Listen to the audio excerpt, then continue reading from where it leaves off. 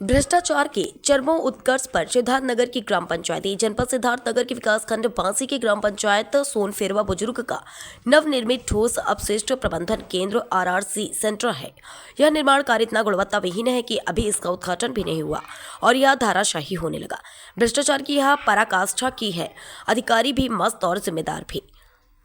इस मानक विहीन कार्य का जांच करने वाला कोई अधिकारी तैयार नहीं। आखिर कब तक आम जनता के खून पसीने की कमाई को इस तरह बर्बाद किया जाता रहेगा। सरकारी पैसे का सदुपयोग या दुरुपयोग, अगर ये आप देखना चाहते हैं कि सरकार जो धनराशि देती है वो सदुपयोग के लिए देती है, लेकिन दुरुपयोग कैसे देते होता है, यह सबसे पहले देखें विकासखंड बांसी के ग्राम पंचायत सोनफेरवा बुजुर्ग में जो अभी आपका एकीकृत ठोस अपशिष्ट प्रबंधन केंद्र पर हम खड़े हैं। इसका निर्माण किस प्रकार किया गया और निर्माण ही नहीं, कितनी घटिया मटेरियल का उपयोग किया गया है यह भी देखें। अभी जो आप बोर्ड देख पा रहे हैं, जिलाधिकारी डॉक्टर राजा गणपतियार, इस पे इनका लोगो लगा है और यहाँ के ग्राम प्रधान श्री हफीजुर रहमान जी हैं, सचिव श्री अंकित कुमार जी हैं और इंजीनियर जो इस पे श्री शिवम सिंह हैं। मैं आपको अंदर दिखाना चाहता हूँ, इसका प्लास्टर हुआ कि नहीं आप ये देख पा रहे हैं।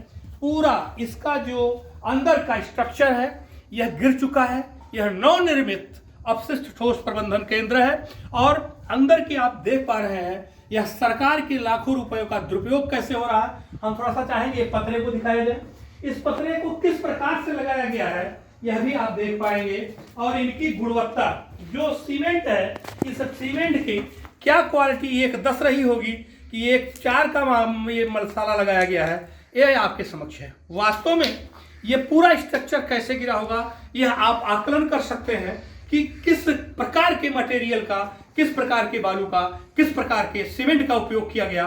और सबसे बड़ी बात, ना तो इसके साइड की जाली लगी है, ना ही इसके पूर्ण कराए गए हैं और इतना ही नहीं, इसका आज तक यह पूर्ण रूप से जर्जर, पूर्ण रूप से नष्ट होने के कगार पे है, लेकिन इसकी आज तक उपयोगिता हो ही नहीं सकी।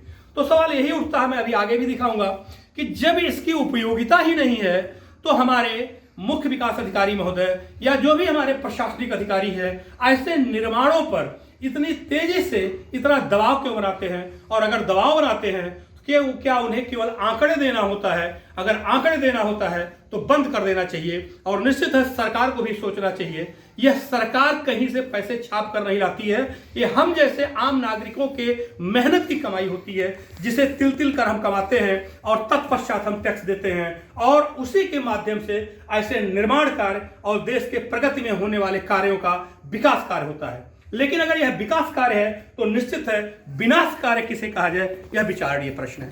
इस ठोस अपशिष्ट प्रबंधन केंद्र का उद्घाटन हुआ कि नहीं, इस पे कभी उपयोगिता हुई कि नहीं, ये तो बात की बात है, लेकिन यह पूर्ण रूप से धराशायी होने की स्थिति में है। इसी का एक पार्ट और दिखाना चाहेंगे कि जो सामने आप देख पा रहे हैं वह लिखा है वर्मी कंपोस्ट। वर्मी कंपोस्ट में शायद कभी भी इसके सारे जो मटेरियल है कभी आए हों, पता नहीं। घास बड़ी बड़ी उगी है, सामुदायिक नाटक देख रहे हैं, इसी का हिस्सा है। यह आपके पैसे का दुरुपयोग है। फिर भी आज हम किसी न किसी पार्टी का झंडा उठा के सीना तान के खड़े होते हैं और कहते हैं कि भारत माता की जय। वास्तव में अगर भारत माता की जय करनी है तो सबसे पहले अपने पैसे का सदुपयोग कराना सीखें। यह आपके बगल में आप देखें, इस तरह के आपके पैसों का दुरुपयोग होता है और हम आज भी ताली बनाते हैं उन तमाम नेताओं के पीछे, उन तमाम अधिकारियों के पीछे जो इन तमाम योजनाओं को एक समुचित ढंग से क्रियान्वयन करने के जिम्मेदार हैं।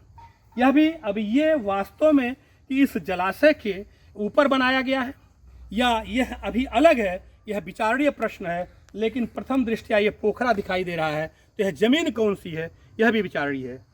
सवाल यही उठता है, आप देखेंगे या नहीं देखेंगे, इस वीडियो को कितना देखेंगे और आगे बढ़ जाएंगे।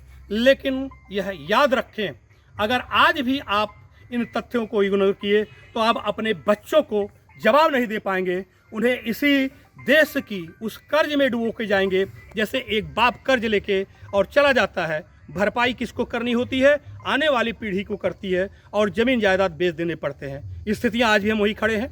कि सरकार के सारे पैसे का दुरुपयोग कैसे हो रहा है और भ्रष्टाचार के भेंट यह तमाम योजनाएं कैसे चलती हैं, यह आपके समक्ष है। विचार आप करें, और आप इसका विरोध करते हैं या आप इसका समर्थन करते हैं या हमेशा नेताओं का झंडा उठाने के लिए आप बने हैं, आप सोचें। नमस्कार।